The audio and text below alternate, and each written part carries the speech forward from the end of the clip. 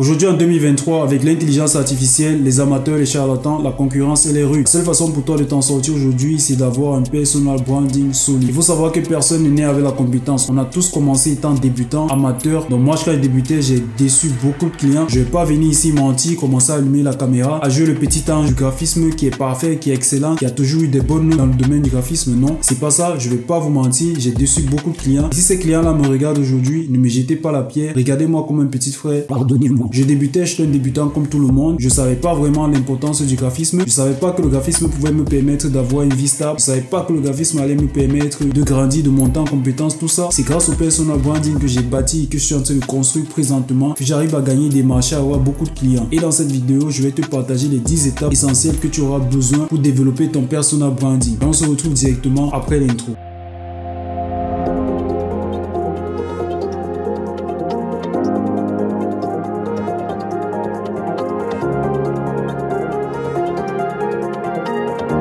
L'expression d'une passion.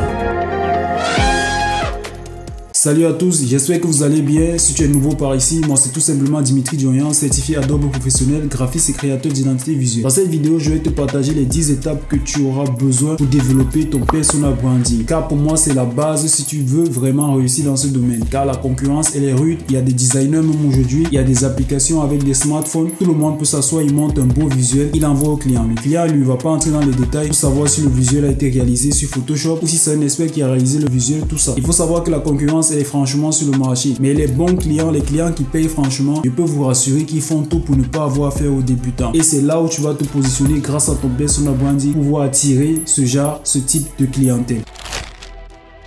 La première étape pour développer ton personal branding, c'est de définir qui tu es. C'est important d'abord de savoir qui tu es, de te définir toi-même. Quelles sont tes valeurs, qu'est-ce qui te passionne, quelles sont tes compétences. Tu dois connaître tes qualités, tes défauts, dans quel domaine tu es le plus à l'aise. Tu vas essayer de définir tout cela. Moi, par exemple, je suis beaucoup passionné par la création d'identité visuelle. J'adore donner vie à l'image d'une entreprise. Donc moi, je suis passionné par ce genre de trucs-là. Toi, tu dois trouver vraiment qu'est-ce qui te passionne. Il faut savoir que le graphisme est très large. Il y a les monteurs vidéo, il y a les motion designers, il y a les créateurs d'identité visuelle, il y a les illustrateurs. Tu dois savoir dans quel domaine tu excelles le mieux. Qu'est-ce qui te passionne? Maintenant, tes valeurs. Est-ce que tu es une personne intègre? Est-ce que tu es une personne à qui on peut facilement faire confiance? Est-ce que tu es une personne qui travaille? Est-ce que tu es une personne qui veut vraiment satisfaire le client? Quel est ton but? Parce que tout ça, tu dois être capable de définir vraiment qui tu es, qu'est-ce qui te passionne, quelles sont tes missions, quelles sont tes valeurs, tout ça. Tu dois mettre ça quelque part. Tu dis, ok, moi je suis comme ça, voici ce que je vais faire avec le graphisme. Tu dois te mirer pour savoir si tu peux travailler avec quelqu'un comme toi. Ça veut dire qu'en toute honnêteté, chacun connaît ses valeurs, ses défauts, ses qualités.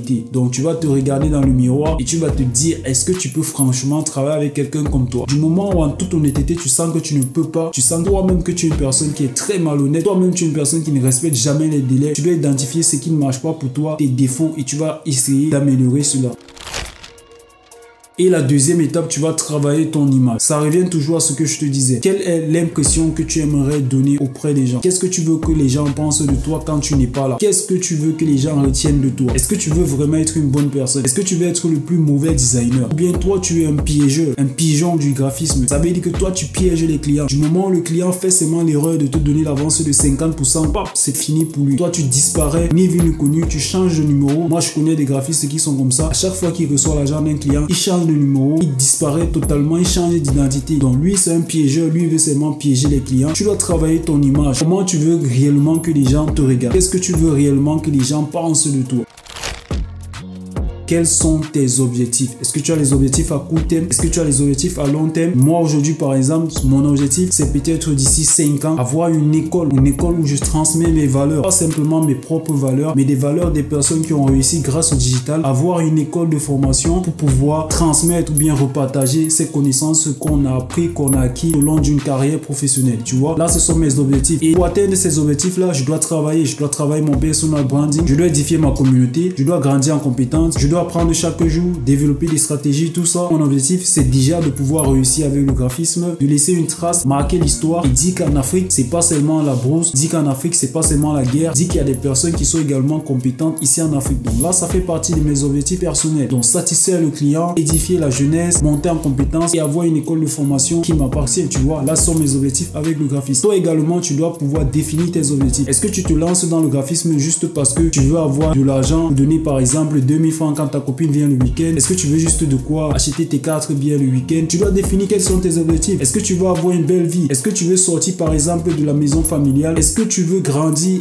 Quelles sont tes étapes? Où est-ce que tu veux aller? Tu dois définir ça. Parce que clairement, si tu n'arrives pas à définir tes objectifs dans le graphisme, tu vas te retrouver toute ta vie à faire les logos de 2000 francs et de te contenter du peu que tu gagnes. Donc, tu dois avoir l'esprit plus large. Tu dois être capable de définir tes objectifs. Car c'est en définissant ces objectifs-là que tu vas mettre sur pied des stratégies qui vont te permettre d'avancer et de pouvoir atteindre ces objectifs-là.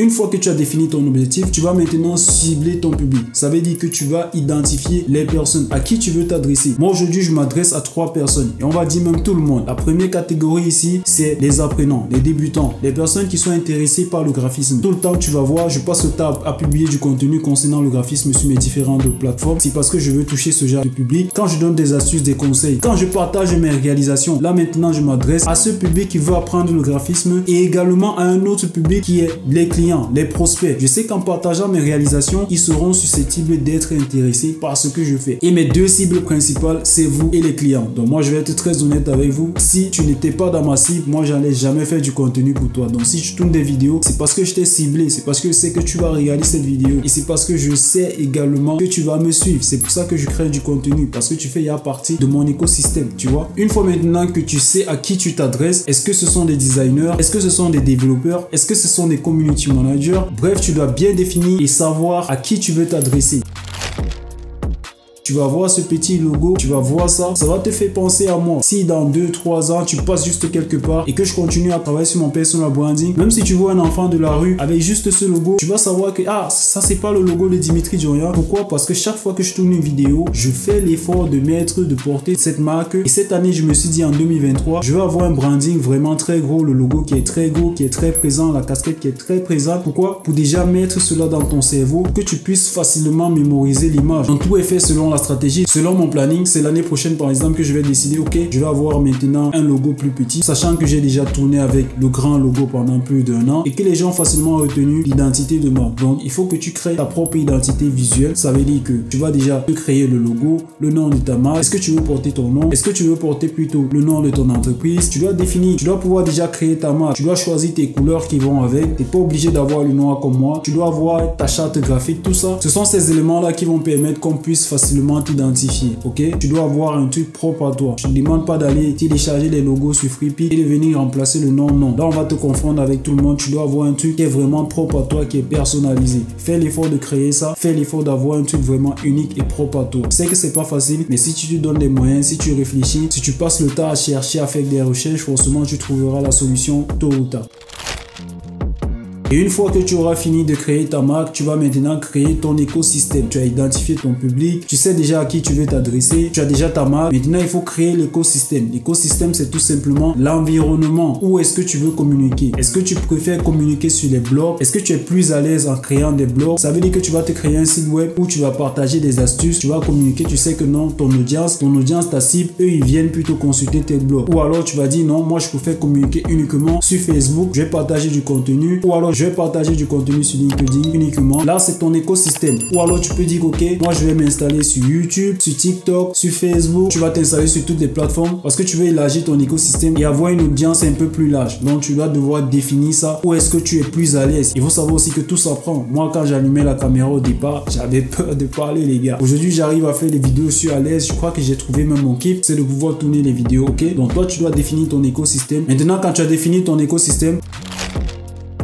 tu dois avoir une stratégie de communication. Moi, par exemple, sur YouTube, avant, je publiais 2 vidéos par semaine. Ça veut dire que le mercredi et le samedi. Et comme je suis très pris aujourd'hui, ne pas laisser ma communauté comme ça, j'ai quand même décidé de faire l'effort de produire au moins une vidéo chaque semaine que je publie le mercredi. Donc ça, c'est dans ma stratégie. Donc c'est bien d'avoir une stratégie où tu as un calendrier éditorial. Tu dis, bah, telle semaine, voici ce que je vais faire, voici ce que je vais publier. Je vais évoquer tel sujet, je vais parler de ci, je vais parler de la création d'identité visuelle, je vais parler du montage vidéo. C'est important pour toi d'avoir un calendrier éditorial où tu vas bien définir. Ça peut être sur la semaine tout ce que tu as fait. Ça va te permettre d'être mieux organisé, d'être mieux structuré. Ça va te permettre également aussi de voir quel genre de contenu marche le plus pour toi et quel est le contenu qui marche le moins pour toi. Ça va te permettre de pouvoir faire certaines analyses et de pouvoir améliorer ta stratégie.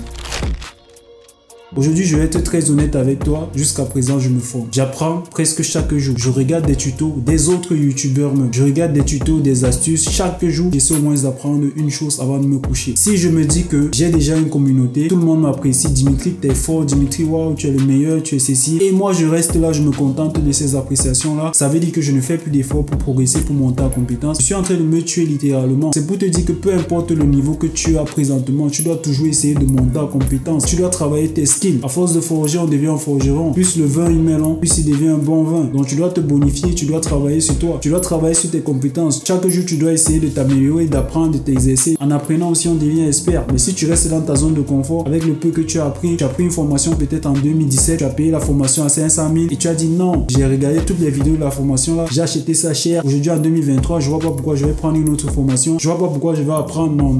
Mon ami, c'est mort. Chaque jour, essaye d'apprendre quelque chose. Essaye de te développer. Donne-toi des objectifs. Donne-toi des objectifs sur une semaine. Créer les logos from scratch. Donc ça veut dire faire des petits exercices de logo. Pas d'aller télécharger les trucs tout le temps. Tu livres le client et tu te dis que tu es en train d'avancer. Non. Si tu veux vraiment avancer, tu dois travailler ton expertise. Tu dois chaque jour chercher le moyen de pouvoir monter en compétence.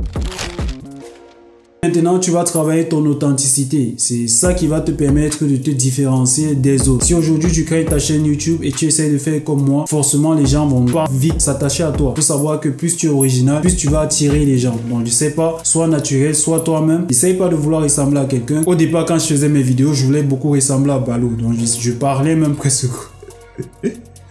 J'essayais même de parler comme lui parce que le mec, j'aime tellement la façon dont il fait ses vidéos. Je voulais beaucoup le ressembler, ça marchait pas. Mais c'est quand j'ai dit ok, mais pourquoi je me casse même la tête? J'ai décidé d'être moi. Je suis monsieur l'éléphant, j'ai pas de poils, j'ai rien, je suis lisse, la peau comme un éléphant, tu vois. Donc ça, c'est l'authenticité que moi j'ai créée en moi. Donc toi également, tu dois trouver un moyen de te démarquer, d'être authentique. Et une fois que tu auras fait ça, la dernière étape ici, tu vas surveiller ton e-réputation. Donc, ce que les clients pensent de toi, tes retours clientèle, tes avis positifs et négatifs. Tu dois prendre en compte les critiques que tes proches, tes amis, tes collègues, designers, tout ça te donne comme retour. Tu dois pouvoir prendre ça en considération et non dire que non, tu es le suprême, tu es le leader. Après toi, il n'y a personne. On ne doit rien te dire. Non, quand tu livres le client, c'est ça. Si le client n'est pas content, c'est pas ton problème. Toi, tu es au top, tu es au sommet. Non, tu ne dois pas être ce genre de personne-là. Tu dois toujours rester ouvert aux critiques et aux améliorations, car ce sont ces deux aspects-là qui vont te permettre de rapidement progresser et de rester toujours au top, d'avoir des bons retours. Tu vas pouvoir bien travailler cela, il faut bien surveiller ton e-réputation car c'est le plus important, c'est la plus grande publicité. Si les clients qui sont satisfaits repartent, ils vont te ramener beaucoup de clients. Et en marketing, on dit un client perdu est égal à 10 clients perdus. Donc essaye franchement de surveiller ton e-réputation car pour moi c'est la plus grande publicité et cherche toujours le moyen de monter en compétence et de pouvoir satisfaire la clientèle parce que tout ce qu'on fait en réalité, si le client n'est pas satisfait, ça ne sert strictement à rien. Donc si tu as 10 clients et 8 sont pas satisfaits, ça veut dire que ton service est zéro, ton service est négatif. Bref, c'était ce contenu que je voulais partager avec toi aujourd'hui. J'espère que ça va te permettre de pouvoir développer ton personal branding. Si tu as aimé cette vidéo, n'hésite pas bien sûr de me lâcher un gros pouce bleu et de t'abonner pour m'aider à récupérer mes 9000 abonnés. Moi depuis, c'est pas là où ils sont partis. Ça veut dire qu'ils ne se rendent pas compte que je ne publie plus les vidéos sur l'ancienne chaîne. Mais je suis ici, d'autres viennent, ils ne s'abonnent pas, que le mauvais cœur, tu vas caler sur place. Les gars, vous avez le courant. Bon bref, prenez soin de vous, soyez créatifs et on se dit à très bientôt.